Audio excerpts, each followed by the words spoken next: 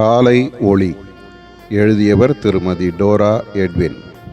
இந்த நாளிலும் உனக்காக அற்புதங்களை செய்வேன். நீ என் சொந்தம். உன்னை பெயர் சொல்லி அழைத்து, உன்னை வினாடிதோறும் பாதுகாத்து, உன்னை ரட்சித்து, உன்னை அரவணைத்து, உன் கண்ணீரெல்லாம் துடைத்து, உன் பாவங்களையெல்லாம் மன்னித்து, உன்னை வினாடிதோறும் விசாரித்து நடத்தி வருகிறேன்.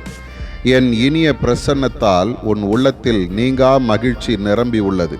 சமாதானம் நதி போல் பாய்ந்து அநேகரை ஆறுதல் படுத்தி வருகிறது. மகனே, மகளே, நீ எனக்கு பிரியமானவன்.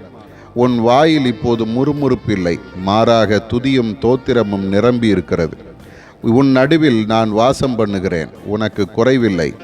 நான் உன் நல்ல மேய்ப்பன். உன் தலையை புதிய எண்ணெயால் அபிஷேகம் செய்கிறேன். என் அருகிலேயே நடந்து வா, சத்துரு உன்னை தொட முடியாது. எனக்காக நீ செய்ய வேண்டிய குறிப்பிட்ட வேலைகள் உண்டு.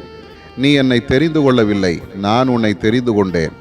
உனக்காக சிலுவையின் மரண பரியந்தம் என்னை தாழ்த்தி, உன் பாவ சாப ரோகங்களை சுமந்து தீர்த்து உன்னை விடுதலை செய்திருக்கிறேன்.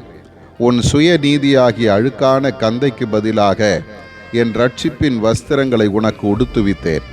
எனக்காக எதை தியாகம் செய்வாய்? என் பலிபீடத்தில் உன்னை படைத்துவிடு. ஆதார வசனம்: ஜனங்கள் மனப்பூர்வமாய் தங்களை ஒப்பு கொடுத்தது நிமித்தம் அவரை ஸ்தோத்திரியுங்கள். நியாயாதிபதிகள் 5:2.